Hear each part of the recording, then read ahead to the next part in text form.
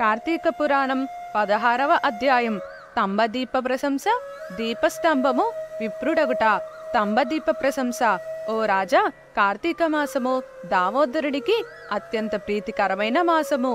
ఆ మాసమందు స్నానదాన వ్రతాదులను చేయుట, శాలగ్రామ దానం చేయుట చాలా ముఖ్యం. ఎవరు కార్తీక మాసమందు తనకు శక్తి ఉన్న దానము చేయరో అట్టివారు రౌరవాది నరక బాధలు పొందుదురు. ఈ నెల దినములు తాంబూల దానం చేయువారు చక్రవర్తిగా పుట్టుదురు. ఆ విధముగానే నెల రోజులలో ఏ ఒక్కరోజు విడవకుండా తులసికోట వద్ద గాని భగవంతుని సన్నిధిని గాని దీపారాధన చేసిన ఎడల సమస్త పాపములు తొలగిటియే కాక వైకుంఠ ప్రాప్తి కలుగును. కార్తీక శుద్ధ పౌర్ణమి రోజున నదీ స్నానమాచరించి భగవంతుని సన్నిధి అందు ధూపదీప నైవేద్యములతో దక్షిణ తాంబూలాదులు నారికేల ఫలదానం చేసిన ఎడల చిరకాలం నుండి సంతతి లేని వారికి పుత్ర సంతానం కలుగును. సంతానం ఉన్నవారు చేసినచో సంతాన నష్టం జరగదు. పుట్టిన బిడ్డలు చిరంజీవులై అందురు. ఈ మాసంలో ధ్వజస్తంభమునందు ఆకాశదీపముంచిన వారు వైకుంఠంన సకల భోగములు అనుభవింతురు. కార్తీక మాసమంతియు ఆకాశదీపం గాని స్తంభదీపం గాని ఉంచి నమస్కరించిన స్త్రీ పురుషులకు సకలైశ్వర్యములు కలిగి వారి జీవితము ఆనందదాయకమగును. ఆకాశదీపం పెట్టువారు శాలిధాన్యం గాని నువ్వులు గాని ప్రమిద అడుగున పోసి దీపం ఉంచవలను. దీపం పెట్టడానికి శక్తి ఉండి కూడా దీపం పెట్టని వారును లేక దీపం పెట్టువారు పరిహాసమాడువారును చుంచు జన్మ ఎత్తుదురు. ఇందులో ఒక కథ కలదు, చెప్పెదను వినుము. దీపస్తంభము విప్రుడగుట. ఋషులలో అగ్రగణ్యుడను పేరొందిన మంతక మహాముని ఒకచోట ఆశ్రమాన్ని ఏర్పరచుకొని దానికి దగ్గరలో ఒక విష్ణు మందిరాన్ని కూడా నిర్మించుకొని నిత్యము పూజలు చేయుచుండెను. కార్తీక మాసంలో ఆ ఆశ్రమం చుట్టుప్రక్కల మునులు కూడా వచ్చి పూజలు చేయుచుండిరి. వారు ప్రతిదినము ఆలయ ద్వారాలపై దీపములు వెలిగించి కడు భక్తితో శ్రీహరిని పూజించి వెళ్ళుచుండెడివారు. ఒకనాడు ఆ మునులలో ఒక వృద్ధుడు తక్కిన మునులను చూసి, ఓ సిద్ధులారా, కార్తీక మాసంలో హరిహరాదులు ప్రీతి కొరకు స్తంభ దీపము ఉంచినచో వైకుంఠ ప్రాప్తి కలుగుతుందని మనకందరికీ తెలిసిన విషయమే కదా. రేపు కార్తీక శుద్ధ పౌర్ణమి. హరిహరాదుల ప్రీతి కొరకు ఆ ఆలయానికి ఎదురుగా ఒక స్తంభము పాతి దానిపై దీపం పెట్టు.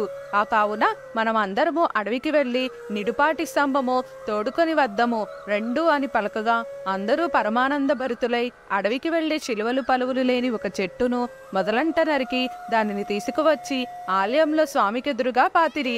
దానిపై శాలిధాన్యం ఉంచి ఆవునేతితో నింపిన పాత్రను దానిపై పెట్టి అందులో ఒత్తివేసి దీపం వెలిగించితిరి. పిమ్మట వారందరూ కూర్చుండి పురాణ పఠనం చేయుచుండగా ఫెలఫెలమన శబ్దము వినిపించి అటు చూడగా వారు పాతిన స్తంభము మొక్కలై పడి దీపం ఆరిపోయి చల్లా చెదిరి పడి ఉండెను. ఆ దృశ్యం చూచి వారందరూ ఆశ్చర్యంతో నిలబడి ఉండిరి. అంతులో ఆ స్తంభము నుండి ఒక పురుషుడు బయటకు వచ్చెను. వారు అతనిని చూసి, ఓయి, నీవు ఎవరువు? నీవు స్తంభము నుండి ఎలా వచ్చితివి? నీ వృత్తాంతమేమిటి అని ప్రశ్నించిరి.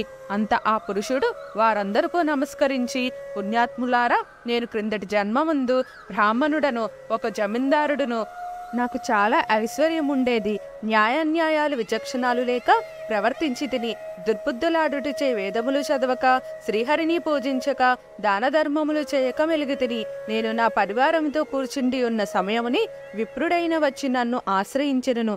అతనిచే నా కాళ్ళు కడిగించి ఆ నీళ్లు నెత్తిమీద వేసుకోమని చెప్పి నానా దుర్భాషలాడి పంపుచుండెడు వారును. నేను ఉన్నతమైన కూర్చుండి అతిథులను నేలపై కూర్చుండమని చెప్పేవాడును. స్త్రీలను పసిపిల్లలను హీనంగా చూసేవాడును. అందరూ నా చేష్టలకు భయపడేవారే కాని నన్నెవరూ మందలింపలేకపోయేది. నేను చేయు పాపకార్యములకు హద్దులు లేకపోయేది. దాన ధర్మములు ఎట్టివో నాకు తెలియవు. ఇంత దుర్మార్గుడనై పాపిని అవాసన దశలో చనిపోయి ఘోర నరకములు అనుభవించి 1,00,000 జన్మను యందు కుక్కనే, 10,000 జన్మలై కాకినే, 5,000 జన్మలు తొండనై, 5,000 జన్మలు పేడ పురుగునే, తరువాత వృక్ష జన్మమెత్తి ఈకారణ్యముందుండి కూడా నేను చేసిన పాపములను పోగొట్టుకొనలేకపోతిని. ఇన్నాళ్లకు మీ దయవలన స్తంభముగానున్న నేను నరరూపమెత్తి జన్మాంతర జ్ఞానినేదిని. నా కర్మలన్నీయూ మీకు తెలియజేసి తిని నన్ను మన్నింపు అని వేడుకొనెను. ఆ మాటలు ఆలకించిన మునులందరూ అమితాశ్చర్యం పొంది, ఆహా, కార్తీక మాస మహిమ ఎంత గొప్పది! అదియనూ కాక కార్తీక శుద్ధ పౌర్ణమి మహిమ వర్ణింప శక్యం కాదు. కర్రలు, రాళ్ళు, స్తంభములు కూడా మన కండ్ల ఎదుట ముక్తి నొందుచున్నవి. వీటన్నింటికన్నా కార్తీక శుద్ధ పౌర్ణమి ఆకాశదీపం ఉంచిన మనుచుకు వైకుంఠ ప్రాప్తి తప్పక సిద్ధించును. అందువలనే ఈ స్తంభమునకు ముక్తి కలిగినదని మునులు అనుకొనుచుండగా ఆ పురుషుడు మాటలాలకించి, మునిపుంగవులారా, నాకు ముక్తి కలుగు మార్గమేదైనా కలదా?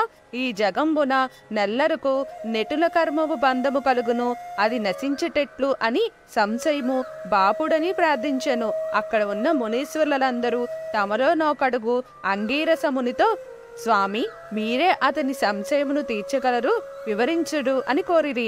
అంతా అంగీసరుడిట్లు చెప్పుచున్నాడు. ఇట్లు స్కాంద పురాణాంతర్గత వశిష్ఠ ప్రోక్త కార్తీక మహత్యమందలి 16వ రోజు పారాయణము 16వ అధ్యాయము సమాప్తము. స్వస్తి.